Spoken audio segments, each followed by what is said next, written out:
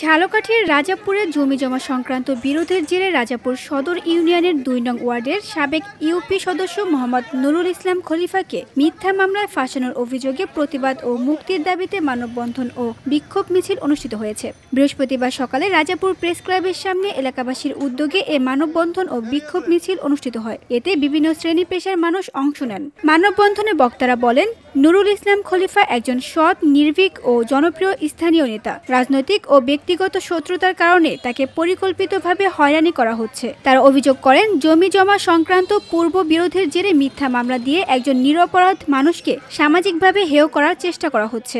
মিথ্যা মামলা দেওয়া হয়েছে, আমরা তার জন্য নিঃশর্ত মুক্তি চাই। তার যে মান সম্মান নষ্ট করছে তার বিচার চাই। তাকে মান সম্মান সহ মুক্তি দিতে হবে।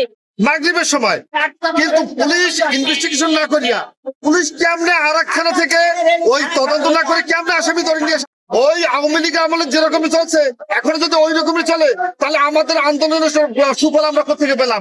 এ লোক কোন দলে আমরা জানি না, তবে আমরা সবাই জানি যেহেতু আমরা পার্শ্ববর্তী এলাকার মনোহরপুরের এই চটিখোলা ব্রিজের মাঝখানে রাজাপুর ওপার মনোহরপুর